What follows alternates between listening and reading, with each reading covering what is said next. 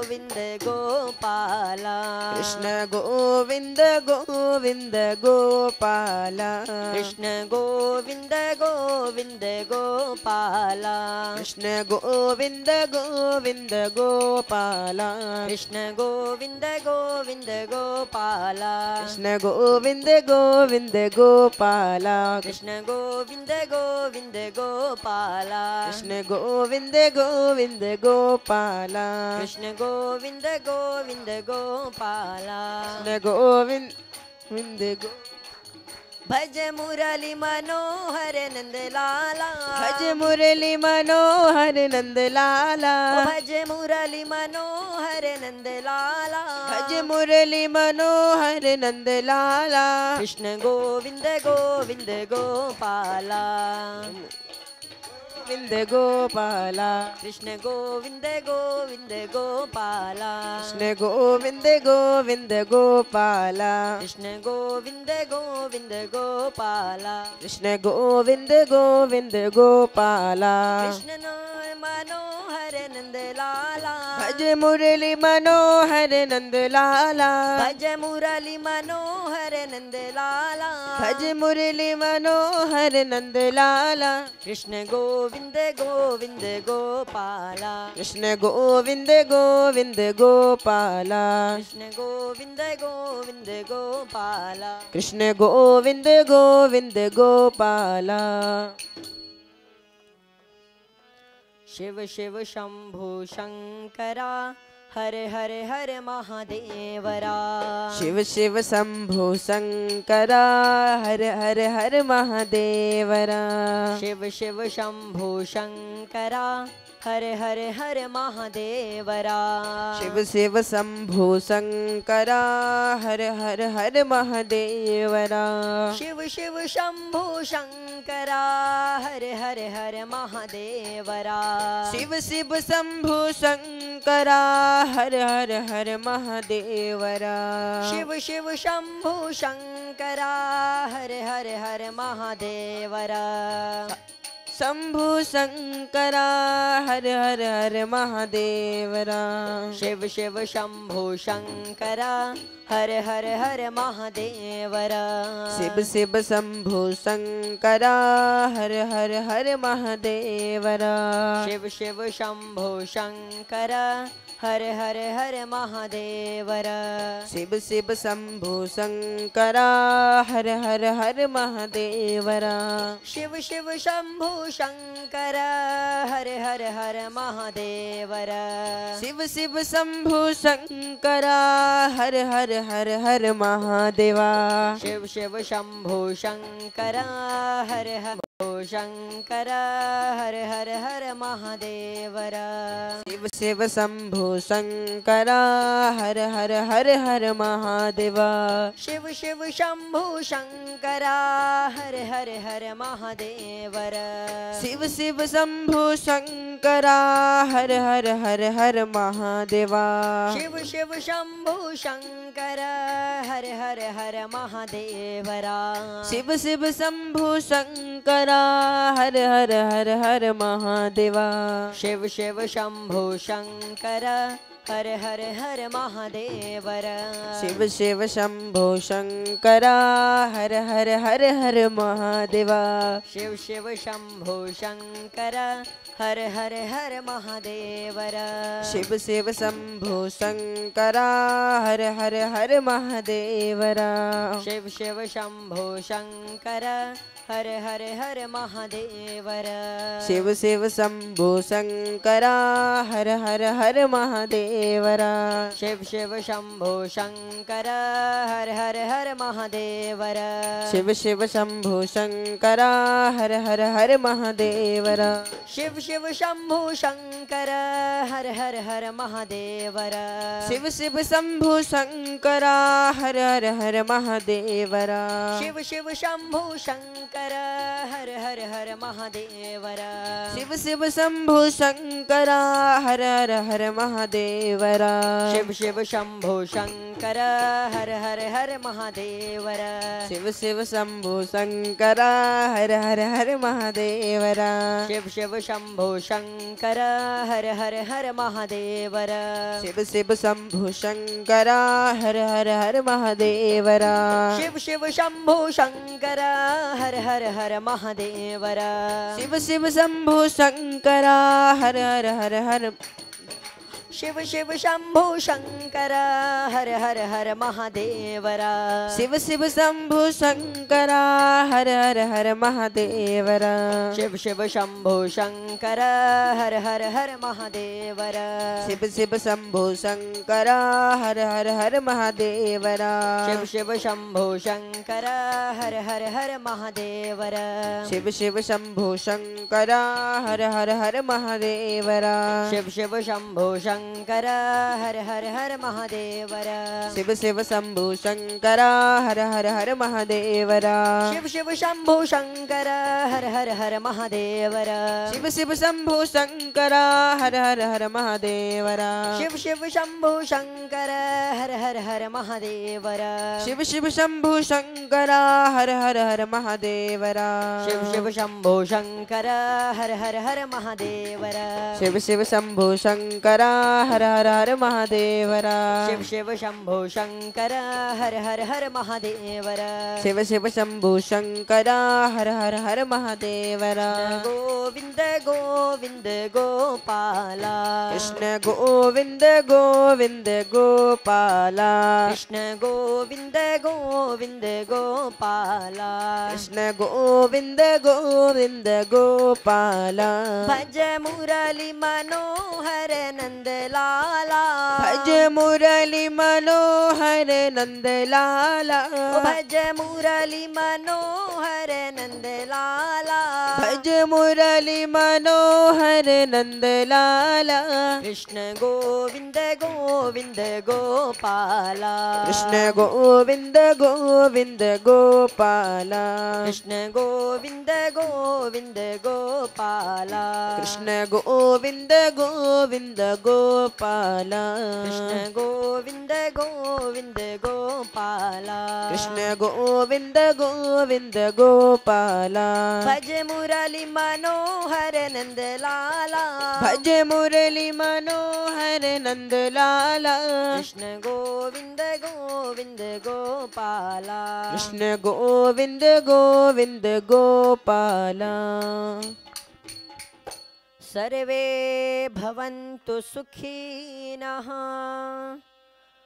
सर्वे सन्तु निरामयाः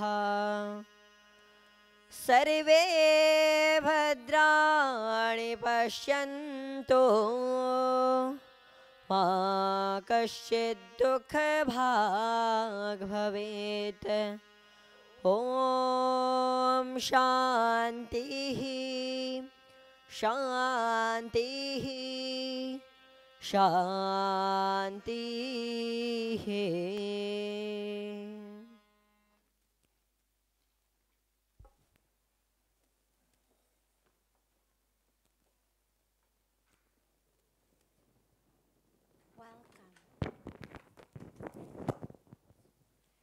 Welcome. We on? Good. Thank you. Welcome to Satsang, everyone. I'll begin with a question that's come in advance, and then we'll open it up to any questions that anyone here may have, which I'll be happy to take. How do we manage excitement? By not being attached to it. When we speak in a spiritual tradition, in a spiritual philosophy of not being attached to or hooked into the emotional fluctuations, it doesn't mean that we cut ourselves off from them completely. Sometimes people think that being spiritual means I don't feel anything. And you'll see people sometimes or hear people who say, oh, I'm very spiritual, I've become totally disconnected. Now, in the beginning, when I first came, before I knew that much, I heard it and it didn't make a lot of sense. But I thought, okay, maybe. But then as I started having the opportunity to be in the presence of more and more enlightened masters. They were the ones who were so deeply connected, so deeply present, so much the exact antithesis of disconnection, indifference, apathy. So it's not about don't feel anything. It's about don't allow your peace, your stability to be impacted by that. And so in the Bhagavad Gita, Lord Krishna speaks a lot about equanimity and how the yogi, the wise one, is one who is the same in pleasure, in pain, in success, in failure. And he lists lots of different opposites. Now, that doesn't obviously mean that the yogi is one who cannot tell the difference between hot and cold, who doesn't understand the difference between gain and loss or success and failure. It's not that. It's not that the yogi is dull or dumb or disconnected. In fact, the yogi is the exact opposite. The yogi is the one who's acutely aware, acutely connected, acutely able to distinguish and differentiate.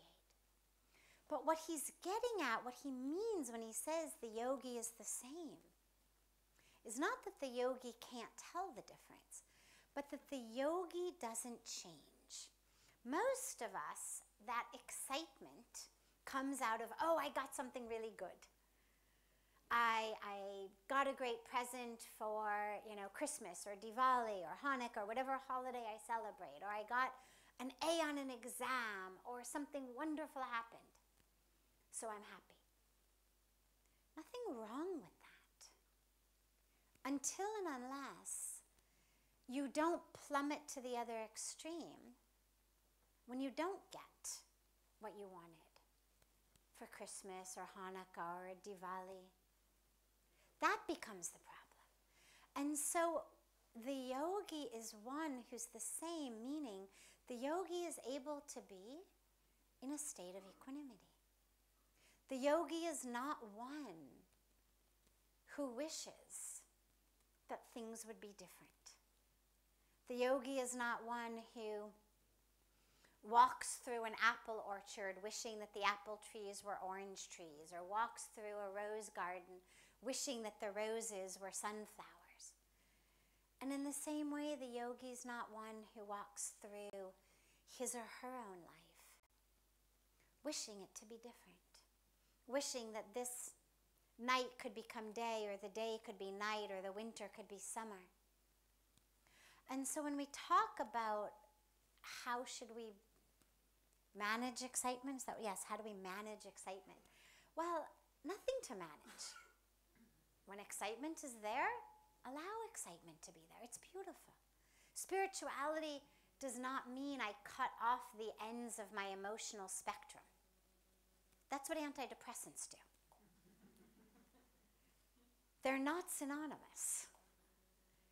I'm spiritual does not mean I've become dull. I've become cut off. I don't care. Nothing affects me. That's not spiritual. We are connected to all of creation. And so if you look at the mystics, the masters, the prophets, the sages, whatever term we use in our tradition, of all of the different religions throughout history, they are the ones who were so connected, deeply connected. From Rumi to Ramakrishna and everyone in between. They are the ones who wept tears of ecstasy and joy and love. They were not apathetic, indifferent, lumps on a log in the name of being spiritual. And that's really important because you tend to see a lot of that these days. Sort of, look how spiritual I am, nothing affects me. The guy in front of me had a heart attack at my feet, and I walked right by because I'm practicing non-attachment. And, look how spiritual I am. I was completely unaffected by the hunger of those on the street I passed by the pain, by the sorrow. Guy fell at my feet. I was able to walk by. Aren't I spiritual? This is not where we're going. It's not about that. So we manage excitement by allowing ourselves to be excited. But the question becomes, what am I getting excited about? Am I getting excited about things that, like the wave of an ocean, are going to go up and then go down? At which point my entire life is going to be nothing but positive excitement, negative excitement. Positive excitement, negative excitement. I'm going up, it's great, it's an exciting ride. I'm dropping. It's a terrifying ride. And that's how our life goes. That's the drama that so many of us are addicted to. The excitement of the spiritual path is the excitement of more and more opportunities to love, more and more opportunities to connect, more and more opportunities to be in the presence of the divine. That is exciting. Being able to see the divine in more and more of creation is exciting. Being able to spend more and more minutes of your life in service of that is exciting. Being able to love is exciting. So allow emotions to happen. That's not a problem. But just ask yourself, are my emotions being governed by the micro fluctuations of the waves of life? And if so, could I drop deeper? Because those micro fluctuations just eventually make us dizzy and seasick. The excitement is really fun for a while, and then, the downs start to really take their toll. So ask yourself, might I drop deeper? Is this the pinnacle of what I could be excited about? Or is there something else? And there's always something else. There's always a layer deeper you can go. So allow yourself to take that feeling and see whether you can drop deeper into it. So experience joy, absolutely. But just see whether you can experience it at things deeper and fuller than what you get to eat for dinner, or the party you're going to, or where you've just shopped, or who was nice to you, or what grade you got on an exam. See whether that joy can expand. And see whether it can be governed more and more internally than externally. Because otherwise we become beggars as we move through the world. If my joy is dependent on what you say or do, well, then I need you to act in a certain way so I can feel happy. Instead of that, can I start to experience it by just who I am? I have within me the capacity for joy. Take a breath. It's joyful. Allow the sun's rays to touch you. It's joyful. Look at the moon. It's joyful. Look at a flower. It's joyful. close your eyes and look at the light inside. It's joyful. Allow that joy to blossom. Allow excitement to brew as you drop deeper and deeper into the self. That's the ecstasy of the excitement of the spiritual path. So it's not that we are on mega doses of, an antidepressant that cuts us off emotionally. No. We're fully there, the full spectrum, maybe even a wider spectrum. But it's deeply anchored, rather than sitting on the superficial surface of an ocean that just goes up and down, because that takes us nowhere.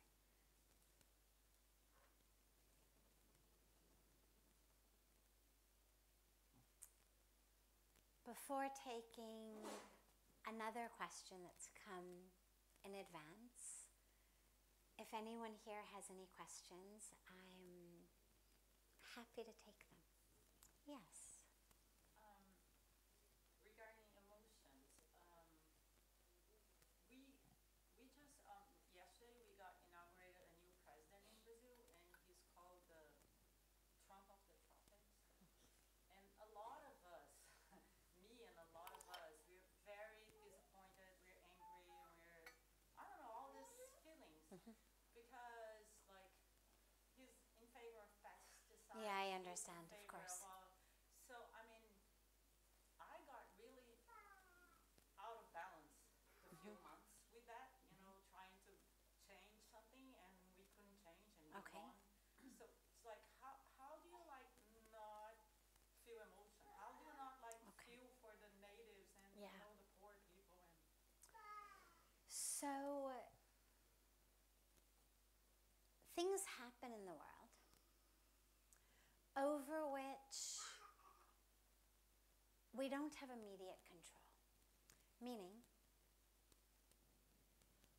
she asked about a leader who was just elected into her country, who she knows through policy, through decisions, is one who is harmful for the people, harmful for the natives, harmful for the environment.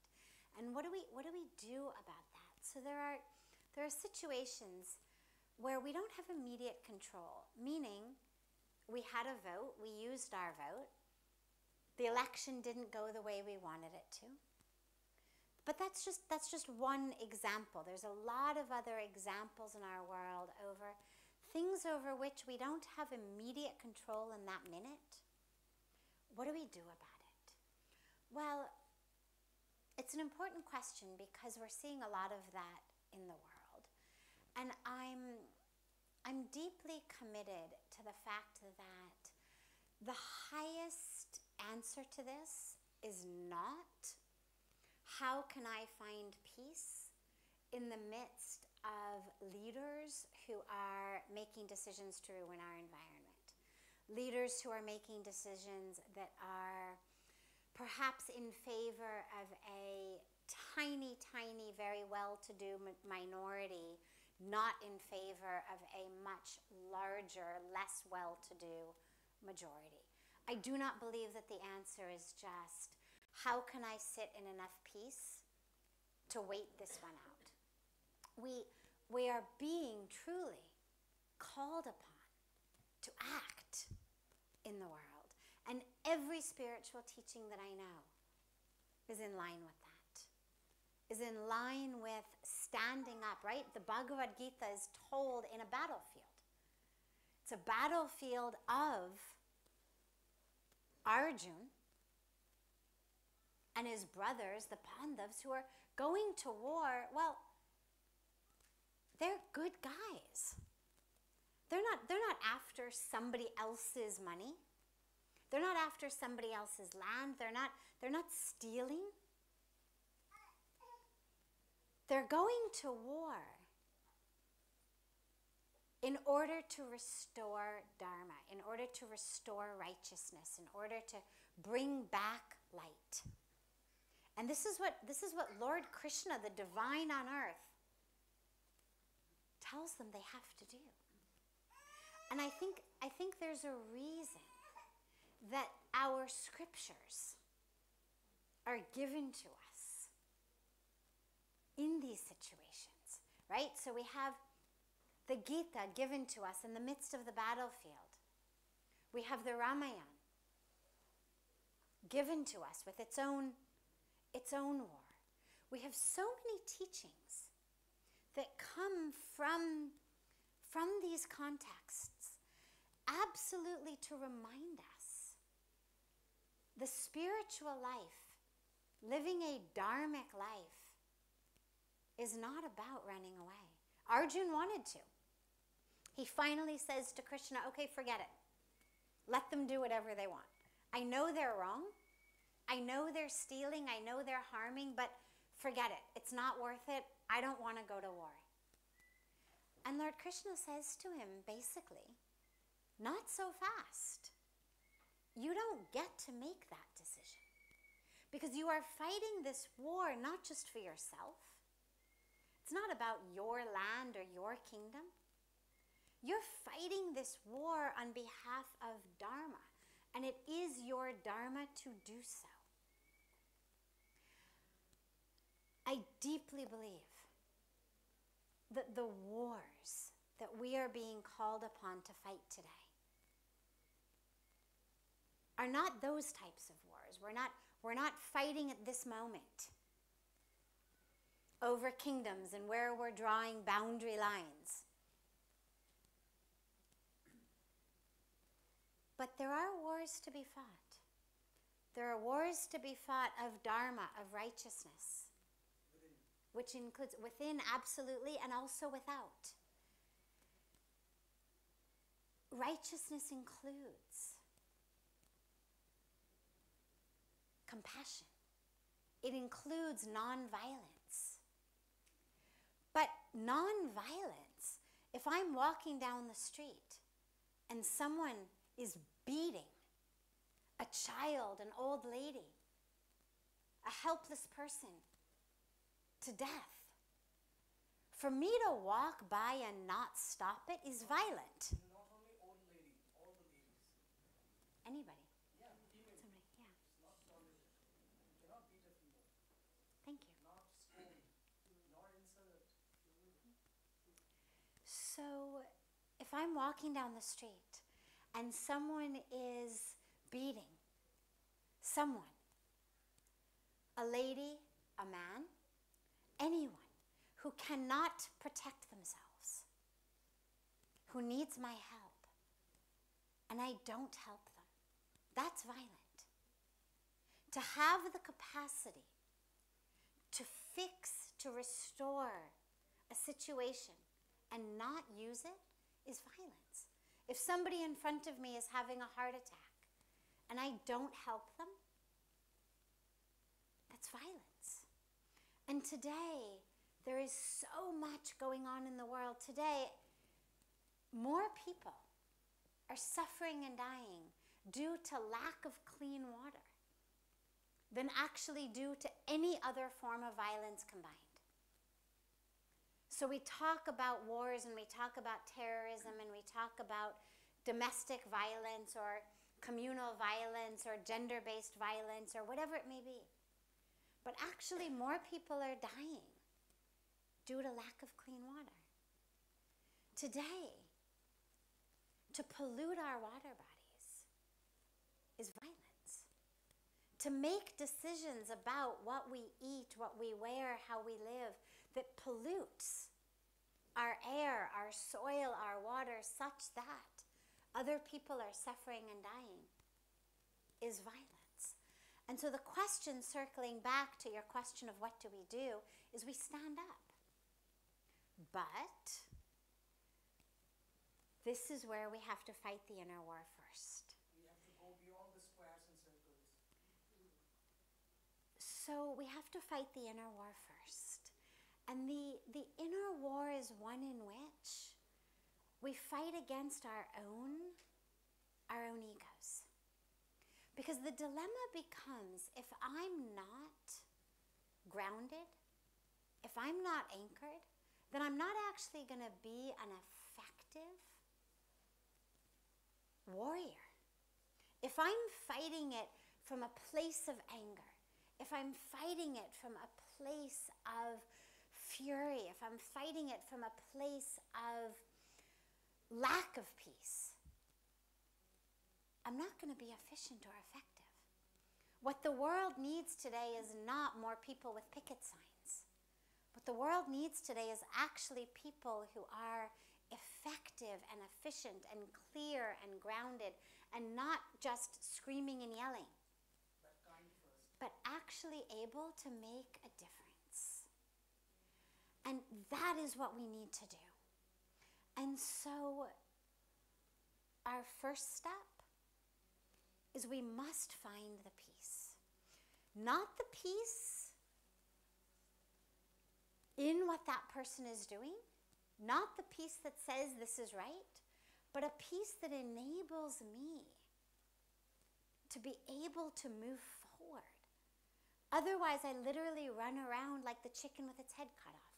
Otherwise, it becomes about me and my anger. Otherwise, I scream and shout, and at the end of the day, I may feel righteously exhausted.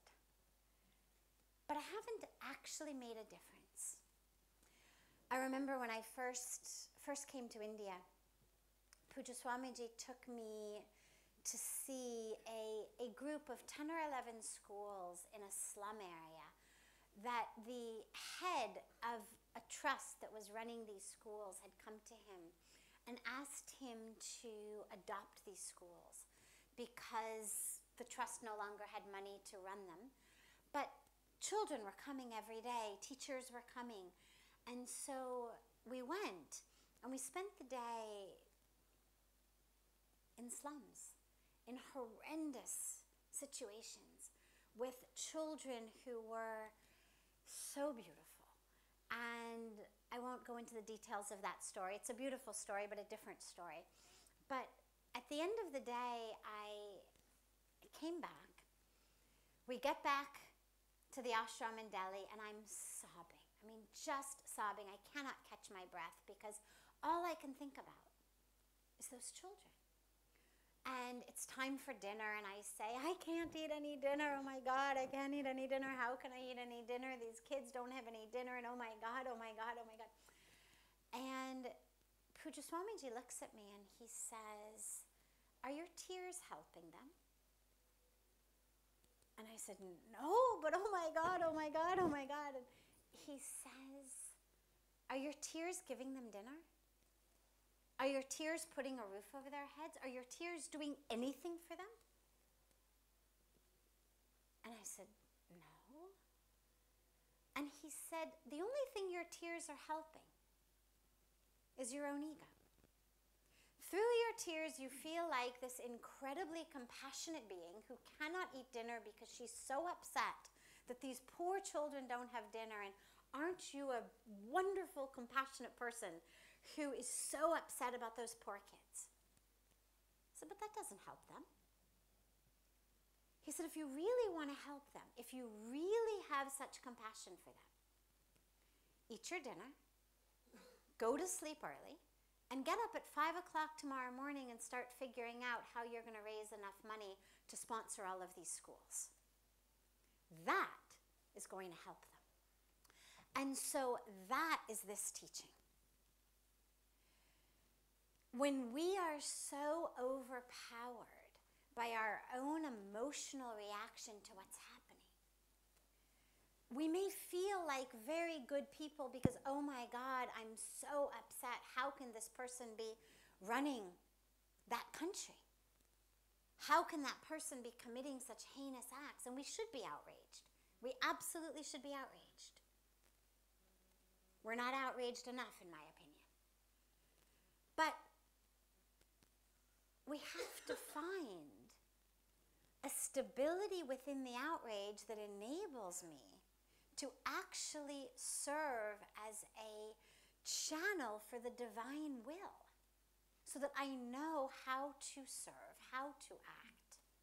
It's not, contrary to popular belief, just about posting things on Facebook. It's not just about signing petitions online. Those are good. I'm not saying don't do it. Raising awareness is very important as well. But that's not going to give people water to drink. It's not going to get leaders like that out of office. Even more importantly, it's not going to change the hearts and the minds of the people who elected him into office. You do not live in a military state. You do not live in a dictatorship. Well, now, but you have elected him in. And the situation becomes, and it's an incredible realization for all of us in the world, is how can we spread love and peace? When this happened in America, I had a very similar reaction. And I then realized, okay, wait. What is it about the anger and the fear of the people of the nation that is leading them to make these choices? And how can we work with that? Help people make choices that are in line, not just with their pocketbooks, but actually in line with that which protects the environment, in line with education for poor people, in line with health care for poor people, in line with opportunities for the underserved majority. But that requires us to come out of our fear. It requires us to come out of our bubble of scarcity, our bubble of, I have to protect me. Because if I'm living in survival instinct, I'm going to do whatever I need to survive. And that's the way that a lot of people in a lot of the world are living today. Mentally, we've been so indoctrinated into this mentality of scarcity. And then leaders tap into that. And so what we need to do is whatever we can to help ourselves and then those around us break free from that model of scarcity. There is enough. There is enough for all. If we make more than enough, absolutely.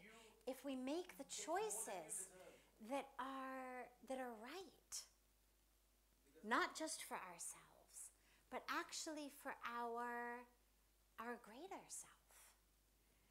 But that's something that we only experience when we actually have a strong spiritual practice. Because until and unless I have that, this is only me. This is me. The people I'm connected to by blood or marriage, those are my family. But a spiritual practice enables me to realize, no, the world is my family. This is not just me. This is also me. And so your water, your food, your health care, your education, your opportunities, that's also me. That's also self. So this is where we do the inner work, such that we then can do the outer work. So both are required. Both together. If there are other questions, No problem. She didn't. I'm happy to. I'm so sorry. I'm just going to have to ask you to. Thank you very much. Thank you so I much. may come back again. Wonderful. I'm always there for you. Okay. If there are other questions, I'm happy to take them. Yes, of course. Going back to the first question, how to control your excitement. Mine is exactly opposite. How to control your sorrow. When you see something happening, something wrong happening to someone, you see some accident, you get deeply affected by it, and then sulking for days together. So how not to get affected by, By sorrow. So she asked, how do we not get affected by other people's sorrow? Well, we should get affected by other people's sorrow. This is what I was saying in the question about us all being one. We absolutely should be affected by other people's sorrow. People's sorrow is a catalyst for us to act. If I'm only impacted by my own sorrow, then my experience of self is very limited. If I'm not affected by your sorrow, it means I don't realize that you and I are one. If I'm not affected by your pain, that means you're separate from me. So I have to be affected by it. But here's where the answer comes in. Along with other people's sorrow, there's also joy. And when we open ourselves up to the world, we tend to open ourselves up to the sorrow much more than the joy. And this is where it becomes very overwhelming. The troubles of the world weigh on us, whether it's just our loved ones or whether it's our extended loved ones. We turn on the news, we turn on the TV, we get internet news, we see things online. The sorrows of the world weigh very, very heavily. And they should. But the joys of the world should impact us just as much. And the dilemma with how so many of us are impacted is that we're impacted only by the sorrows. And so there's a war. We're devastated. But there's a truce. There's a treaty. There's an end of a war somewhere. We're not nearly as impacted by that. There's a death. We're deeply impacted. There's a birth. We're not necessarily as impacted. And in order for us to really be able to stay open to the world and grounded and anchored and honest and true, we have to be just as open to the joy and the beauty. Because the truth is, yeah, there's a lot of sorrow, but there's also a lot of joy. And there's a lot of pain and a lot of happiness and a lot of conflict and a lot of love and a lot of wars and a lot of peace and a lot of violence and a lot of people working to end violence and a lot of poverty and a lot of people working to end poverty. And so we need to stay open to all of it. And when we do that, then we find that we're able to be open, but without being weighed down as though it's only sorrow. And if it's a loved one, be open to it. Be there with them. But also help them understand, through your own understanding, that the sorrow is only a piece. It's only a piece of their life. Maybe someone is going through the death of a loved one. Maybe someone's going through a divorce. Maybe someone's going through a bad time and other reasons. And so they're in sorrow. But that's a piece of their life. There's also a lot of joy in their life. There's also a lot of other people experiencing joy. And just as it's important to be open to this one in their pain, so it is important to be open to the others in their joy. And so allow yourself, as you are open to and connected to the one in their pain, to be open to and to connected to the others in their joy and in their celebration. And when you allow that to happen, then yeah, there's death. And there's loss. And there's birth.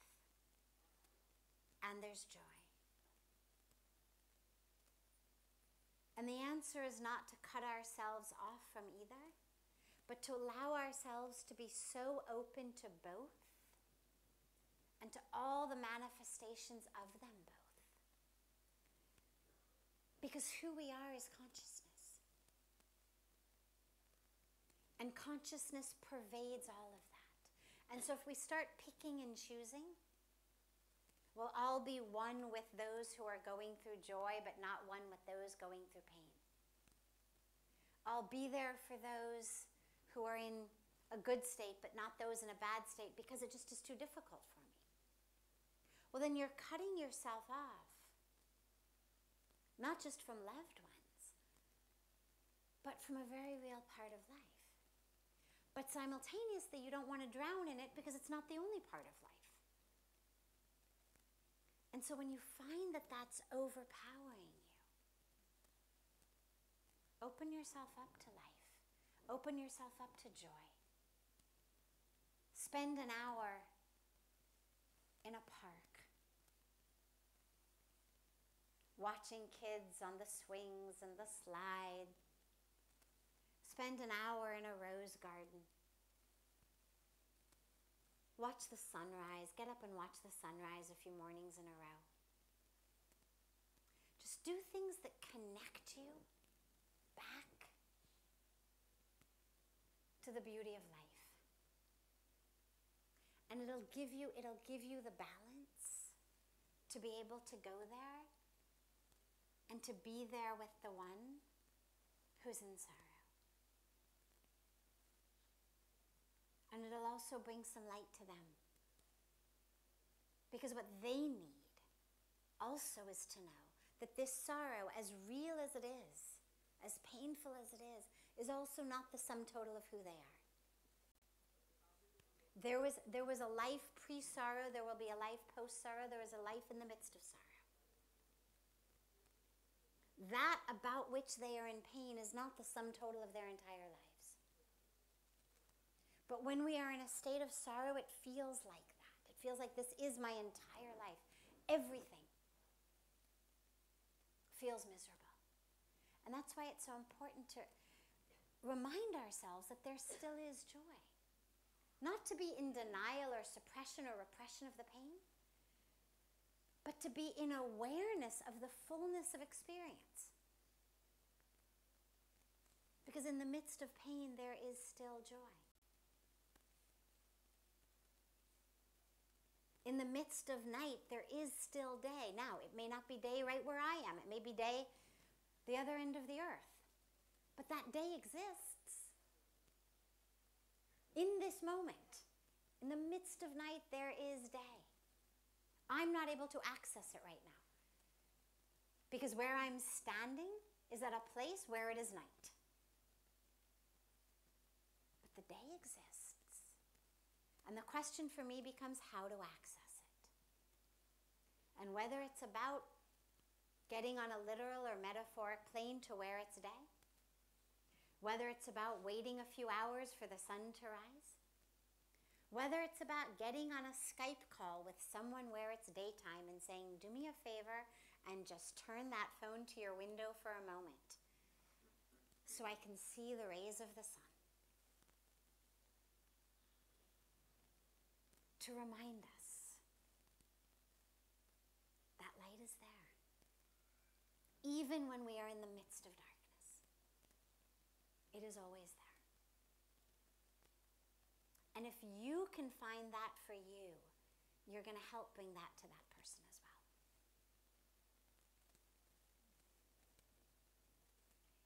Wonderful.